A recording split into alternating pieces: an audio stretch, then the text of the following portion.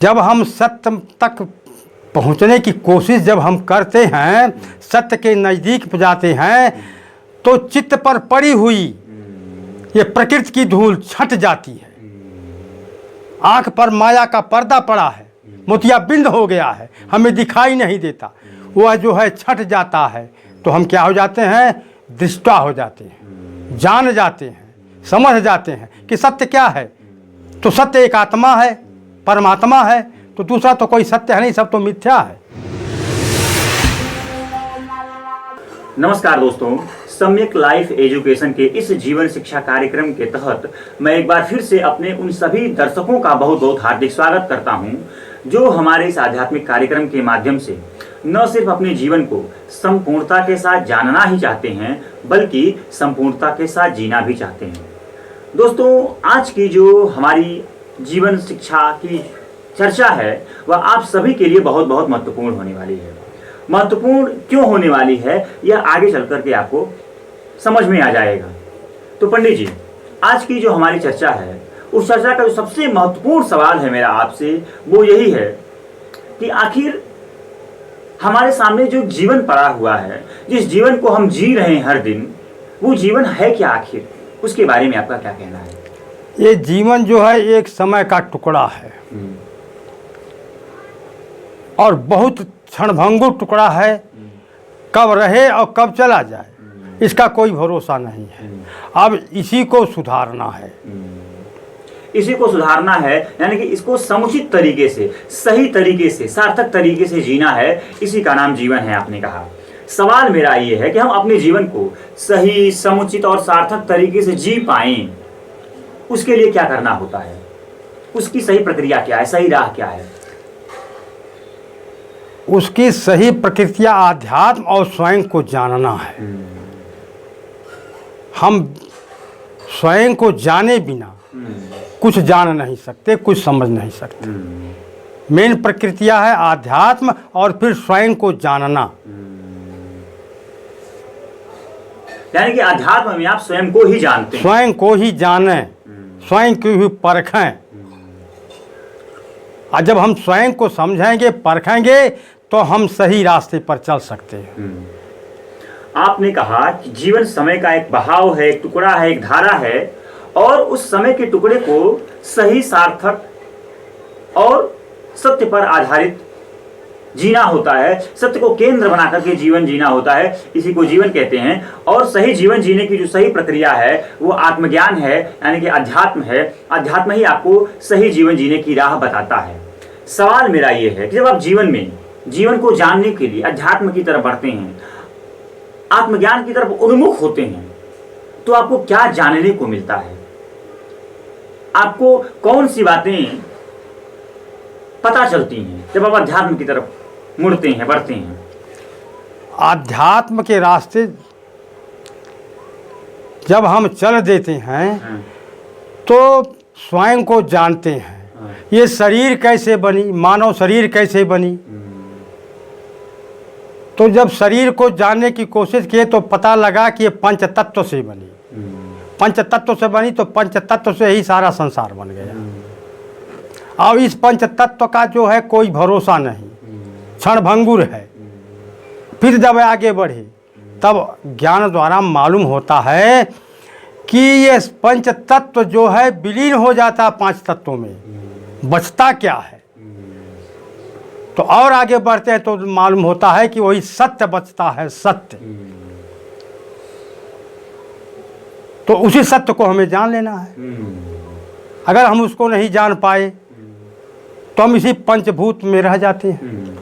आपने कहा कि शरीर की सच्चाई को जान के, यानी जीवन की सच्चाई को जान करके आप सत्य को जानते हैं। सवाल मेरा ये है कि हम बिना सत्य को जाने भी बहुत मजे में, बहुत रस में, बहुत डूब कर जीवन तो जी रहे हैं, तो फिर हमें सत्य चाहिए ही क्यों? आखिर सत्य क्यों जरूरी है हमारे लिए? जब हमारे ऋषियों ने, हमारे प्रभु ने कह दिया कि जगत सपना है, जगत सपना है, तो हम सपने में ही तो जी रहे हैं, सत्य में कहाँ जी रहे हैं। और भाई नींद लगती है तो स्वप्न देखते हैं और आँख खुलती है तो कुछ नहीं है। उसी तरह से हम स्वप्न में ही तो जी रहे हैं, सारा संसार स्वप्न में जी रहा है। तो सत्य को हमें पाना है। क्यों पाना है? सत्य में ही मेरी मुक्ति है, सत्य ही मेरा लक्ष्य है और सत्य ही मेरा उद्धार है। और सत्य में ही शांति है, सत्य में ही आनंद है। सब कुछ सत्य में है, बाकी तो सब झूठा है। सवाल ये था कि सत्य क्यों चाहिए, तो आपने कहा सत्य इसलिए चाहिए ताकि आप भ्रम में न रहें, झूठ में न रहें। जब तक सत्य में नहीं जाएंगे तब तक हम झूठे में ही जिंदा रहेंगे।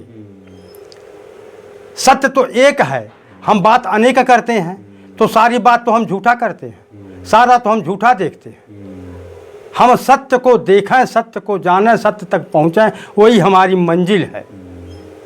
नहीं, ठीक है, आपने कहा सत्य ही मंजिल है और सत्य इसलिए चाहिए ताकि हम झूठ में यानी कि असत्य में न जिएं। सत्य हमें इसलिए चाहिए ताकि हम अपनी सच्ची पहचान को जान पाएं, ताकि हम अपनी झूठी पहचान को लेकर के जिंदगी भर न जिएं। सत्य हमें इसलिए चाहिए ताकि हम अपनी सच्ची मंजिल को जान पाएं, ताकि हम झूठी मंजिल की तरफ न बढ़ पाएं। सत्य हमें इसलिए चाहिए, जब हम सत्य में पहुंच जाते हैं सत्य तक, तो हमें आभास होता है कि ये शरीर, ये संसार, ये दुनिया केवल झूठ है। तब हमें सच्चा का अनुभव हो जाता है कि सब झूठ है, केवल एक आत्मा सत्य है, परमात्मा सत्य है।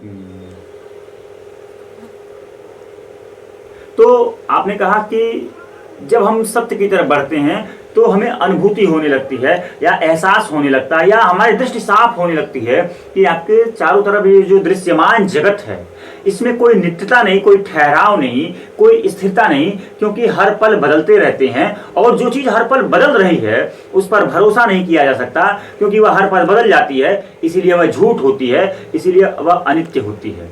जब हम सत्य तक पहुंचने की कोशिश जब हम करते हैं, सत्य के नज़दीक जाते हैं, तो चित्त पर पड़ी हुई ये प्रकृति की धूल छट जाती है।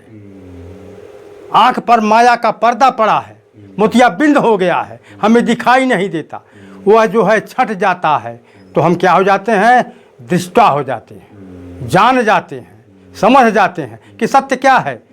तो सत्य एक आत्मा है, परमात्मा है, तो दूसरा तो कोई सत्य है नहीं, सब तो मिथ्या है। तो जब आप सत्य को जान जाते हैं तो झूठ में जीना छोड़ देते हैं। जब आप सत्य को जान जाते हैं तो झूठ के लिए जीना छोड़ देते हैं। जब हम सत्य में चल जाते हैं तो अहंकार को बिल्कुल छोड़ देते हैं। ये शरीर ही अहंकार है।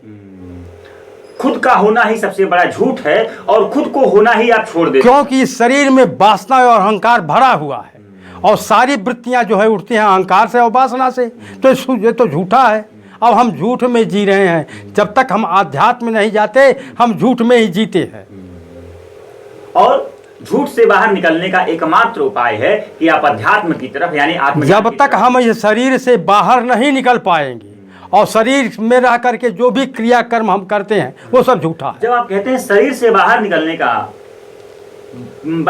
की बात, तो वास्तव में आप क्या कहना चाहते हैं? क्या वास्तव में शरीर से बाहर निकल? हाँ, शरीर से बाहर निकलने का मतलब है आत्मा जो है निर्लिप्त है, निराकार है, निरंजन है, निर्विकार है। हम जब आत्मा को जान लिए तो शरीर से हम बाहर निकल गए। आत्मा इस शरीर में, अब बाहर हम समझ रहे हैं कि वही है, निर्लिप्त नहीं है, लेकिन शक्ति वही, जैसे फूल है सुगंध वहाँ जाती है, उसी तरह आत्मा है इसमें। नहीं, मेरे दर्शकों के लिए थोड़ा सा और स्पष्ट कर दीजिए, वो कहीं इसका गलत अर्थ मत ना निकालें कि शरीर से निकलने का आशय है कि शरीर को छोड़ देना। नहीं, शरीर से निकलने का आशय है कि शरीर भाव में जीना छोड़ देना। शरीर भाव में जीना, जब शरीर का भाव मिटेगा तो अहंकार मिट जाएगा। शरीर से आसक्ति जो है उस आसक्ति का त्याग कर देना। आसक्ति का मतलब होता है इससे लगाव नहीं। प्रकृति चला रही, इसको ये मानो कि प्रकृति की है, प्रकृति चला रही है, मैं नहीं चलाता, मैं नहीं कुछ करता। ये एक माध्यम है और इस माध्यम को बना करके मानव जब चलने की कोशिश करे कि ये माध्यम है, यंत्र है, हम इसमें का राजा हूँ, मालिक हूँ। तो मालिक कौन है? आत्मा मालिक है। राजा के द्वारा हर निर्देशन होता है। तो जब हम प्रकृति समझ लिए, अपना नहीं समझ लिए, तो हम तो एक तरफ से तटस्थ हो गए, अलग हो गए। यानी कि आप शरीर के ही दृष्टा हो गए और शरीर के दृष्टा अब शरीर को जान लिए कि ये शरीर मिथ्या है, सत्य केवल आत्मा है, शरीर मिथ्या है। शरीर की मिथ्यता को साफ साफ न सिर्फ जानते हैं बल्कि महसूस भी करने लगते हैं, तो शरीर के साथ जो बेवजह का तादाद में हम बना रखते हैं वह स्वतः छूट जाता है। वही ने कहा है कि अनुभूत होने लगती है, सत्यता की अनुभूत होने लगती है कि सत्य क्या है। तो सत्य ब्रह्म है, सत्य आत्मा है, ये शरीर ही जो है असत्य है। इसीलिए शास्त्रों में कहा गया है कि ब्रह्म सत्य जगत मिथ्या। मिथ्या।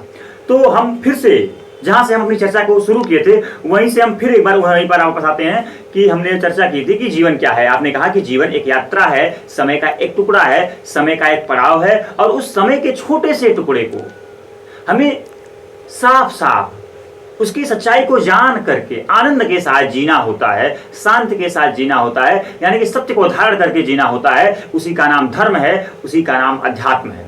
सवाल मेरा ये है कि जो सच्चा अध्यात्म है, जो सच्चा धर्म है, उसके नाम पर समाज में अनगिनत और तथाकथित पता नहीं कितने तरह के प्रपंच, आडंबर, पाखंड होते रहते हैं। उसका जिम्मेदार कौन है? अब उसका जिम्मेदार जो करता खुद वो है या गुरु है जो रास्ता बता दिया, ऐसे करो ऐसे करो। अब इसका तात्पर्य हुआ कि गुरु ही अज्ञानी है, तो जैसे लिख दिया है कि गुण मिले तो गुरु बना ले। हमें परखना चाहिए कि मेरा गुरु जो है आध्यात्म की डगर पकड़ लिया, ज्ञान की सीढ़ी चढ़ रहा है कि नहीं चढ़ रहा है, ऐसे को हम गुरु बनाएं। हम समझ नहीं पाए, गुरु को परख नहीं पाए और सबको गुरु बना लिया, तो गुरु बता दिया, अंधकार में हमें ढकेल दिया, हम उसी अंधकार में जी रहे हैं। कुल मिला के कहने का मतलब है आत्मज्ञान का अभाव ही वह कारण है जिसकी वजह से हम धर्म के नाम पर, अध्यात्म के नाम पर तमाम तरह के झूठी मान्यताओं को, धारणाओं को लेकर चलते हैं। परिणाम यह होता है कि न तो हम सत्य को पहुंचते हैं, न तो हम सत्य को जानते हैं, हम स्वयं की भी जिंदगी बर्बाद कर देते हैं। जैसे कहा है ना कि धोबी का कुत्ता ना घर का ना घाट का, ना हम इधर का हुए ना उधर का हुए, हम बीच में फंस गए थे शंकु की तरह, किसी काम के हम नहीं हुए।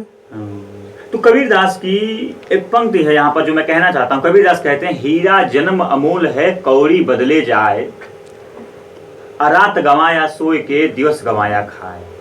कहने का मतलब है जब हम स्वयं के प्रति अनजान रहते हैं, सत्य को न जानते हैं, न पहचानते हैं, मानने का सवाल ही नहीं उठता, तो हम जीवन को व्यर्थ ही गवा देते हैं। क्योंकि कबीरदास कहते हैं कि दुर्लभ मानुष जन्म है देह न बारंबार, अतरुअर जो पत्ता झड़े बहुरी न लागे डार।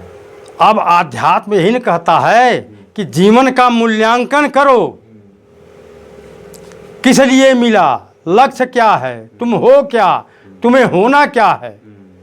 तो हम जीवन का मूल्यांकन नहीं करते, हम शरीर को ताकते हैं, शरीर में ही हम भ्रमित हो जाते हैं। खूब खाएं, खूब पिएं, खूब सोएं।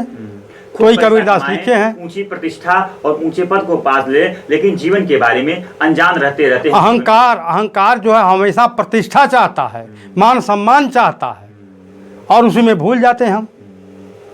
देखिए, अगर आज की जो वीडियो है और वीडियो में जितनी भी जीवन शिक्षा पर आधारित हमारी आध्यात्मिक चर्चा हुई है, उसका एक ही संदेश है, वो ये है कि छोटा सा जीवन है, आज है कल नहीं रहेगा, और ये जो जीवन है बहुत दुर्लभ है, बहुत अमूल्य है, अनमोल है। इसे यूं ही मत गुजार दीजिए, इसे सार्थकता दीजिए, इसे सत्य दीजिए, इसे निरंतरता दीजिए। और निरंतरता आप इसे तब तक नहीं दे पाएंगे जब तक आप स्वयं से परिचित नहीं होंगे। स्वयं से परिचित होने का मतलब है आत्मज्ञान की तरफ नहीं बढ़ेंगे। आत्मज्ञान ही जीवन की सारी समस्याओं का एकमात्र समाधान है, अस्थायी समाधान है। बिना आत्मज्ञान के जीवन सार्थक नहीं होने वाला है। इसी उम्मीद के साथ आज की चर्चा को हम समाप्त करते हैं कि निश्चित रूप से हमारे सभी दर्शक जीवन के बारे में एक बहुत ही मजबूत समझ, एक अंतर्दृष्टि के माध्यम से आप जीवन को जीने की तरफ आगे बढ़ेंगे। बहुत बहुत धन्यवाद।